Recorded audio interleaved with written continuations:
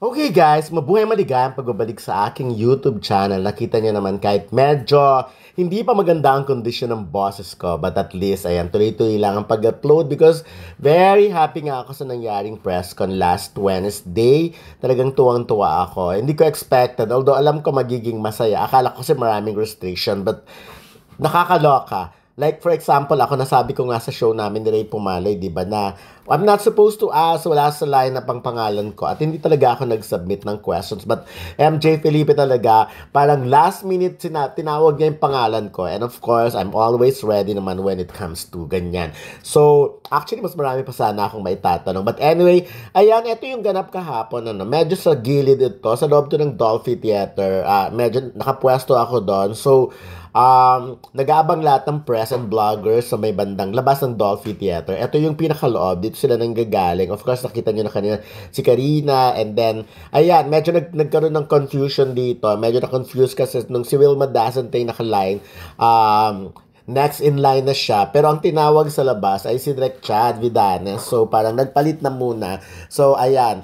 Tapos nagkalituan sila. Pero dapat lang naman talaga na si Wilma yon. Kasi syempre ang director ay dapat kasunod nung bago ang mga main stars. So, ayan na. And then, tinawag na, ganito pala yung kunan ko kahapon. Lalala, hindi ko na-off pala yung cellphone ko while chika. Buti wala pala masyadong audio. At ayan na si Direk Chad. First time ko siyang naka-encounter because siguro, dahil first movie niya ito, although siguro may mga teleserye na ginawa, kaya lang, usually kasi sa stars talaga ang stars talaga ang mga ini-interview namin. So, again, pasensya na kayo na medyo ganito pa yung boses ko. Hindi ko alam, mag 3 days na siya na ganito. So, at saka usong-uso eh. But anyways, I'm sure very happy si Direk Chad sa nangyaring press con because, ang dami-daming pumupuri sa trailer ng movie nga, My Love Will Make You Disappear. So, ayan talaga, di ba? Binihisan talaga ang Dolphy Theater. This is parang lobby ng Dolphy Theater ito. Ayan, no? Nakita niyo naman, parang bagong kasal. It's just that, medyo na late lang ng queue yung tagabukas ng pinto. Nakita mo si Paolo, di ba? So cute. Pinifeel niya, so super kawaii. Nakita ko ni Paolo, and then kawaii. Kasi ako lang yung tao doon. Tsaka si Chad, isang vlogger. Ayan, so nagpunta na ako sa loob, hinabol ko na kasi unti-unti. Doon kasi nangyari sa labas yung pictorial naman. So, pictorial sila doon sa side. And then, eto, nung pumapasok na sila, nasa loob na sila ng Dolphy Theater. And umupo sila sa first row kung saan facing the stage. Kasi syempre may LED rin yung stage. And yun, manonood ng trailer. Eto, super lakas ang sigawan ng part na ito kasi nga may mga fans din na na-invite. Napakaswerte nila na na-invite sila. So, yung ibang fans nakakaaliw na from that area, bumaba pa talaga naswerte silang nakapunta sila sa area na yon. So, eto, nakita nyo naman, di ba? Forever, walang katapusan. Ganyan kaasikaso si Paolo Avellino kay Kim Chu. Hindi niya inisip muna yung sarili niya. At syempre, of course, very gentleman. Ito nakakatuwa ito kasi supposed to be dapat nakaupo lang nakaupo na sila, manood ng trailer, nire-remind ang mga vloggers and press na dapat hayaang makapanood yung mga artists. But look ko, talagang hindi sila makafocus because ang daming reporters, ang daming photographers, ang daming vloggers sa harapan. At talagang si Kim Chu, very unique, very genuine ang kanyang pagtawa. So, nakikipagchikan sila sa press.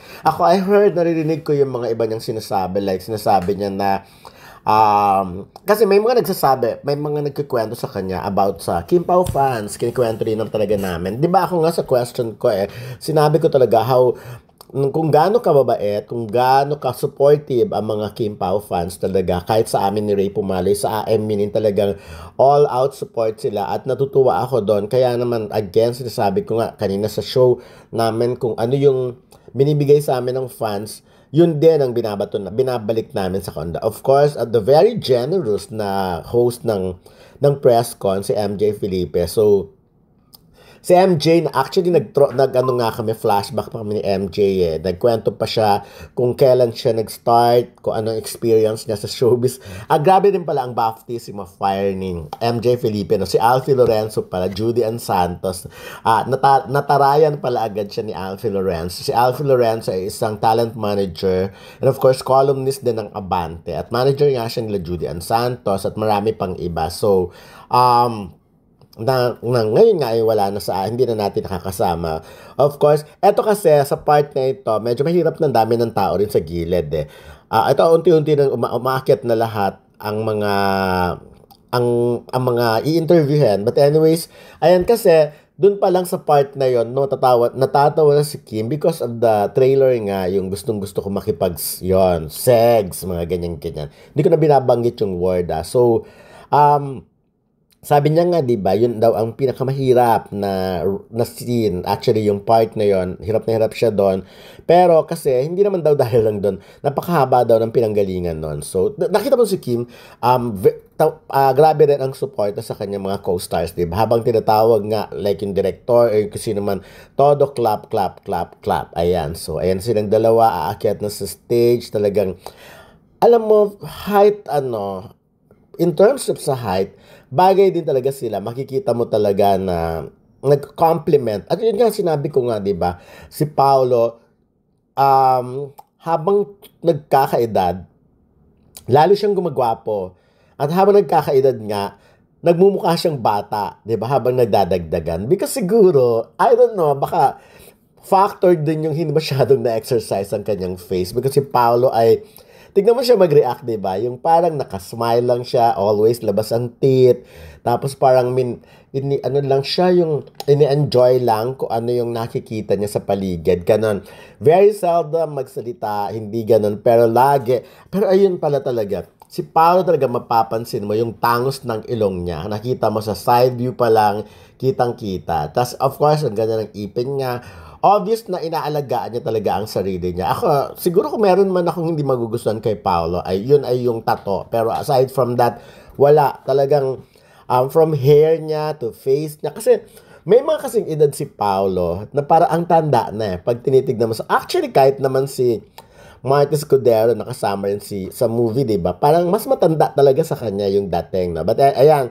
So, eto, intro na to. Nagkikwento na sila kung ano ba talaga yung kinuha yung reaction nila about sa film. Nakakatawa ito. Yung trailer. Natatawa ako kasi si Kim na mention na naman niya si Cookie. So there was one point pa nga dyan sa chikahan na yan. Nakalimutan niya na siya si Sari, di ba? So parang feeling niya parang siya na si Cookie, ganun. Tawa lang siya ng tawa. At yun na nga, no, ito nakakatawa. Si Prime na nonchalant din pala. Talagang one question, one answer. So, kinikwento din dito kung paano nag-start ang movie, kung paano nabuo. At nabuo pala yun sa lasingan, sa inuman. Kaya pala, pero ang galing ang ganda. Nakabuo ka ng kwento habang nag-iinuman kayo. Yung parang, sinasabi lang, bakit nga ba pag nagmamahal ka na, nagseseryoso ka na, doon pa nawawala. Ganun pala pinagsimulan yan. Kaya pala, my love will make you disappear. So, nagkaroon na lang ng, dinagdagan na buhay na. Pero syempre, aside from Kim Chiu and Paolo Avellino, talagang buhay ng presko na ito ay si Wilma Dasent. And I'm sure, the whole shooting days nila, si Wilma rin talaga ang super eksena. Ayan. Si Kim, wala siyang ginawa kundi tumawa ng tumawa at ang bilis talaga ng utak. Ano mo masasabi mo talaga? Performer talaga si Kim. Umabot na lang sa puntong yun kasi I think pagdating sa relasyon, dapat lagi mo rin iniisip yung sarili mo. Nagtitira ka ng pagmamahal para sa sarili mo. At kapag umaabot na yung punto na nauubos na yung pagmamahal mo sa sarili mo, I think that is the time that you need to take a break and maybe disappear. Ako din, pumasok, munti ka na disappear kasi siguro dun sa mga experiences na kapag ka nagmamahal kasi tayo, hindi natin nakikilala talaga.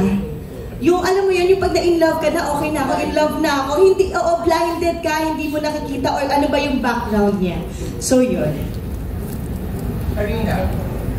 Ako, I don't think may times na nagdi-disappear ako. I think when it comes to love, maybe nasa age range rin namin na parang may pagka never give up pa kami. Like, we always wanna keep trying and see if it works out.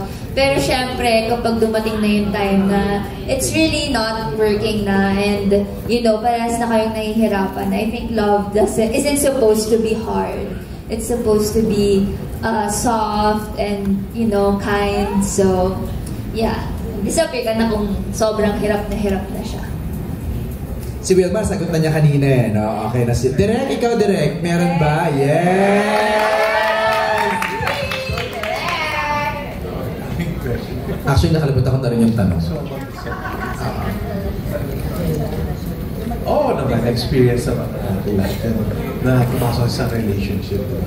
Kasi parang there comes a time na sa sobrang pag minahal mo na isang tao, nakakalimutan mo yung sarili. Tama. So, yeah. Okay. Thank you, Direk. Nako. Ano siya, parang creative meeting siya. Pero yun, nanggaling rin siya with the help of Scarly, our creative head, sa Star Cinema. So yun, so collaborative effort siya of the whole team kapag naging meetings kami. Siyempre with Direct Chad din. So yun, so parang binalikan namin, kinalkal namin kung ano pa pain na mga characters nito. So doon din siya lumabas. Lumabas yung dialogues na yun, magically. Pili ko ba yung reason bakit niya napulalalas yung ano na yun eh, no? Yung line na yun eh, no? Mga thoughts ni Sari yun, ha? Madami. Actually, madami. Medyo natamaan nga din ako sa linyang yun. Ay, talaga? Hindi naman yung expect. Yun naman yung mismo. Okay. Mahaba kasi yun. Like, 3 paragraphs yun, di ba? Okay. Ang haba nung 3 page yun. Lahat ng gusto ni Sari. Karamihan doon gusto ko rin naman. Abangan nyo. Hindi lang yung mismong salitang yun na tutut, pero karamihan talaga. Parang totoo talaga siya. Even the real Kim? Even the real Kim, natamaan din siya. Kaya ayoko siyang basahin ng paulit-ulit. Kasi nakakaiyak siya. Umiyak bigla eh. Okay, first question is from Alan Sancon. Alan, ako na papapanood natin to ulit. Alam mo yan, we'll look back at the kilig na binigay ni Kim and Pao for this movie. Di ba? Wait lang, ano ako lang naman. Absorb ko lang naman habang nagsasalita si Patrick. Okay, Glenn. Glenn Sibonga from Showbiz Bonga. Magtatanong ng... Nothing ha. Medyo na-late ng konti. Wilma Dasen! Hello po, yes! Again, maraming salamat po sa inyong lahat. At please, supportahan niyo po kami itong pelikulang to. Lalo na po ako kasi kailangan ko pong manalo ng award dito. Pinangako ko sa anak ko na mananalo kami ng award dito. This is it. Tsaka ano sasabi mo kanina? BGB? Okay, mali ang pandinig ko talaga. So, My Love Will Make You Disappear. Masaya, nakakakilig, at maraming chika. Tara! Yeah! Gusto namin yan. Thank you, Wilma. Direct Chad! Sino ba nakaisip nun lang yun? Yung mga writer. Bilang artista, i-deliver natin yon hanggat sa... Pero hindi ka ba nakapag-bargain na pwede naman magpalitan tong salita? Pero si Sari kasi dito 30 plus na siya eh. So, hindi naman na siya teeny bopper or 20s. Hindi rin siya, conservative siya. Conservative siya kasi wala na siyang choice eh. Kasi NBSB talaga siya kasi lahat na minamahal niya, nawawala. Yung parang gusto niya lang mahalin pero alam na wala na sila. Kaya curious talaga siya about everything, about love, ganyan. Ayun. So, pinasok ko na yung sarili ko kay Sari ko. Tag-iba na yung character name mo eh. Naging guinea pig na pala siya. Pero ano din naman, binasa ko yung script. Nakakatawa. Nalito na rin ako kasi yung guinea pig talaga yun.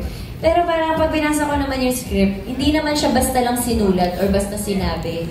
May dahilan talaga siya kung bakit siya nasabi. And hats off din sa lahat ng mga writers, creatives, and Star Cinema sa pagiging matapang nila para isulat to, para ilagay sa trailer, para idilat na ang mga mata at pag-iisip ng mga tao na ito yung pinagdadaanan ng isang normal mid-30s na babae na hindi pa nagkakajowa. Ganda. Thank you, Kim. Pangalan po ng character ko is Rom at syempre yung partner ko rito dahil may iba yung dating namin eh, medyo mamamama yung dating ko kasi nga may anak kaming ampon. So medyo, minsan may pagka-serious, mataray, pero kami lagi yung nagbabatuhan kasi. Yes, partner kami, meron kaming anak dito. Meron kaming adopted na anak. Tapos, siguro ang masasabi ko kung yung role... Kapit-bahay. Yes. Same village. What's the name of the village? Tahanan Homes. Tahanan Homes. Lakas pa ka BF? Okay. Ang masasabi ko lang sa roles namin, kaming dalawa, siguro gatong kami. Makikita mo kasi talaga na... Konsentidor? Oo, konsentidor eh. Kasi in real life, Diyos ko, bagay na nga itong dalawa to. Kasi talaga, parang kailangan ng konting push para talagang parang magbibigay ng konting mali siya. Yung mga gano'n na datingan, pag masyadong sweet, pwede na lagyan ng mali siya yan. Yun ang role yung dalawa dito. Kayo, magkasawa ba kayo dito? Yes, mag-asawa po kami. Ang hirap naman ng role. Kaya nga ako pinapasalita dahil siya po doon ay isang... Deaf. Oh! So ako naman po yung talakerang live-in partner niya. So medyo meron kaming miscommunication dahil ang hirap namin magkaintindihan dalawa. Ang challenging ng role ni Benj, Yes, super. Oo. Pero paano kayo mag-a-add ng color and spice to Sari and Joel? I think yung pinaka-character namin speaks volume kasi dun sa character din nila. Parang yung communication, yung background and all. So nami-mirror? Oo, nami-mirror and all eh. And parang in reality, parang ako si Paolo, kasi tahimik lang. Sweet name na pinag-gagal. Si Pogi din. Kayo. Ay! Kayo nga.